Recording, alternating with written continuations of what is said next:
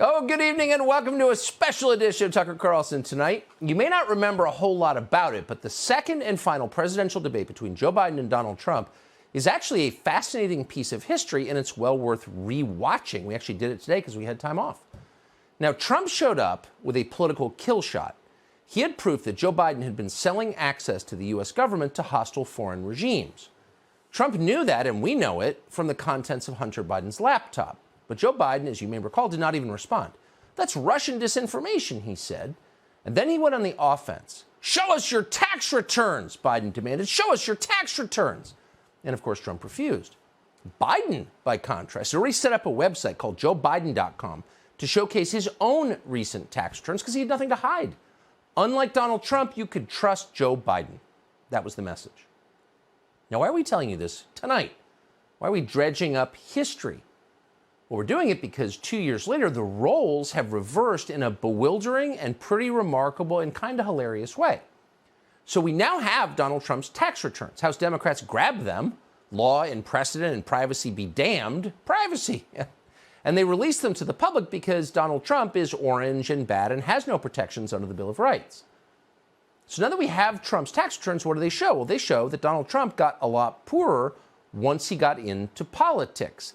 In fact, he may be the only person in Washington you could say that about. Whatever you think of Trump, it turns out he was not in it for the money, hardly. As for Joe Biden, well, you can't say that about Joe Biden. Joe Biden has never had a private sector job. For more than 50 years, he has worked at your expense for the U.S. government.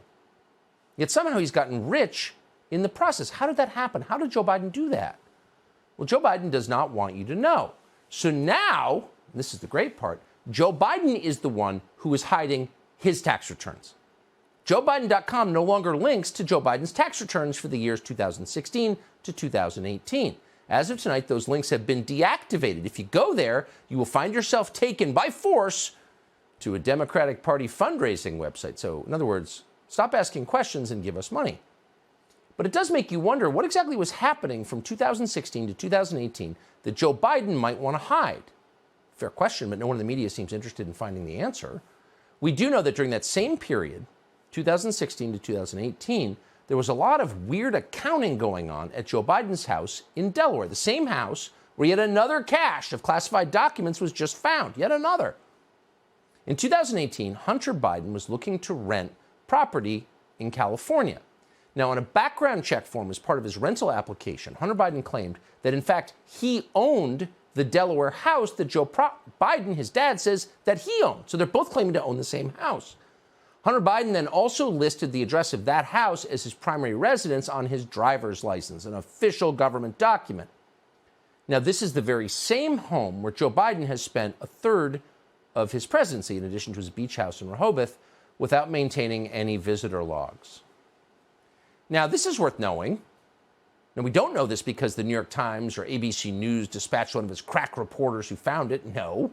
We know it because an anonymous Twitter account called @JJTalking found this background check form on Hunter Biden's laptop. Miranda Devine of the New York Post has also done extensive reporting on it. And the document raises quite a few questions, not all of which we can answer, by the way. But the obvious ones include, did Hunter Biden actually buy his father's home in Delaware? Was he making rent payments to live there? Does that amount that he was paying refer to another property? It was a big amount. On the form, Hunter Biden claims he's paying nearly $50,000 a month in housing costs. $50,000 a month. Where'd that money come from? You wouldn't think Hunter Biden would be able to earn that kind of money. Now, at the time, this was pre-laptop, but Hunter Biden had already been thrown out of the U.S. Navy for cocaine use. He'd already abandoned a rental car with a crack pipe inside, along with his ID. He had already left his wife for his sister-in-law. Now, all this was public information. So how did a disgraced drug addict with no job skills make enough money to make a $50,000 a month payment? Who was paying him? How much were they paying him? And why were they paying him? And by the way, why do classified documents keep appearing in homes that Hunter Biden lived in? Those seem like fair questions. We have a right to ask them. Joe Biden doesn't feel like answering them. Watch. Mr. President, are you sure there are no more classified documents? Are you sure there are no more class? Well, he's not sure. He's not sure of anything at this point, including what direction he's walking. But they're not even bothering his staff to answer questions anymore on this topic because every statement they've given so far, including statements carefully crafted by their attorneys, has proven to be completely false. So, for example, on January 12th, which wasn't that long ago, Karine Jean-Pierre, the Oracle, the spokeslady at the White House, assured us that all classified documents in Joe Biden's possession had already been found. You said that the search has been completed, but is the president confident that there are no additional documents with classified markings that remain in any other additional locations? Look, I can just refer you to what his team said. The search is complete. He is confident in this process, and I will leave it there. He's confident in the process. What? She didn't say there were more documents. They're hiding everything. They're lying about everything. In fact, more documents were just found in Joe Biden's home. Clearly an effort to undermine Joe Biden by his own party and make sure that he doesn't run again. But also an example of breaking the law, because having classified documents in your home is, as we have learned following the Mar-a-Lago raid in August, a felony and a threat to this nation's security. But CNN isn't that concerned. On CNN this weekend, its crack investigators assured us they've already looked into this and everything's fine. You know, for many Republicans, the argument seems to be that President Biden is both not mentally fit to hold office, and yet he's supposed to be this, in the minds of some Republicans, this criminal mastermind who is holding on to these documents for some nefarious reason. Does that make any sense? So notice the framing here. CNN is not concerned about what the President of the United States has done or not done, whether he's broken the law or not, what the contents of these classified documents might be. What are these classified documents, by the way? Why don't we know? Can you generally categorize them for us? Are they nuclear secrets? Do they pertain to China, Ukraine? What is this? CNN doesn't want to know. What they want to talk about is criticism from Republicans. It's about Republicans. They're saying Joe Biden's a mastermind and he's senile. Actually, no one's saying that. At best, Joe Biden is living the life he's lived for quite some time, which is as the source of cash for his ne'er-do-well son and his ne'er-do-well brother, who have made a fortune from hostile foreign governments. And again, we're not guessing at that. Hunter Biden already admitted it on TV. You didn't have any extensive knowledge about natural gas or Ukraine itself, though. No, but I think that I had as much knowledge as anybody else that was on the board, if not more. In the list that you gave me of the reasons why you're on that board, you did not list the fact that you were the son of the vice president. Yeah, no. What role do you think that played? I think that it is impossible for me to be on any of the boards that I just mentioned without saying that I'm the son of the vice president of the United States. That lady's no longer on TV, by the way, for some reason. Maybe the questions were too tough.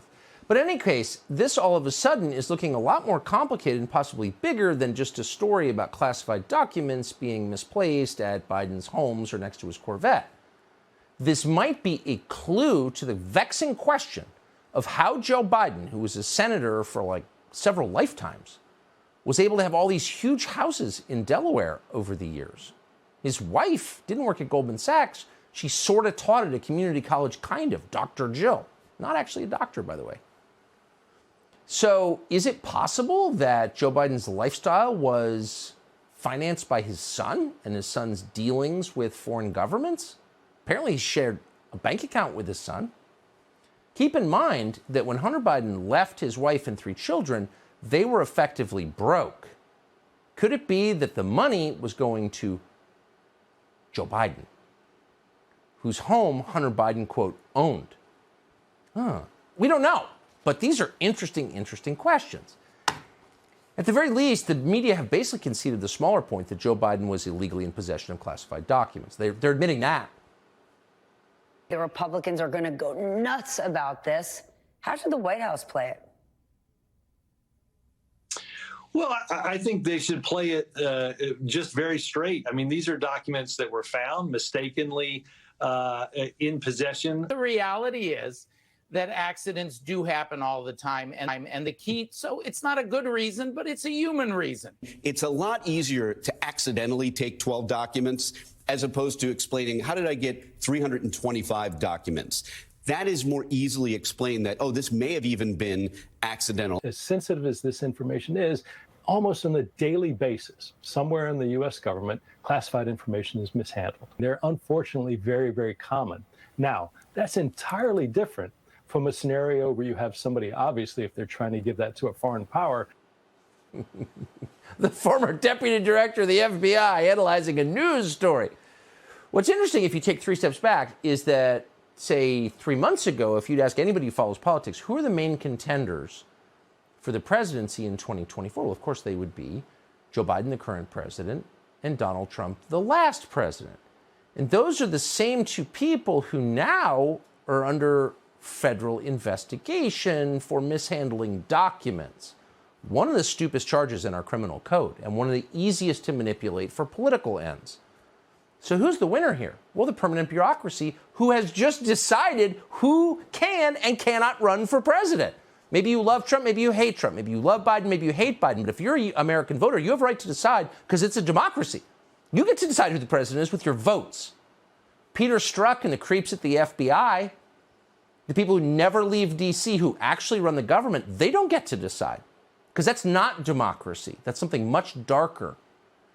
And yet the two main candidates are now subject to independent counsel investigations. So voters are no longer in charge.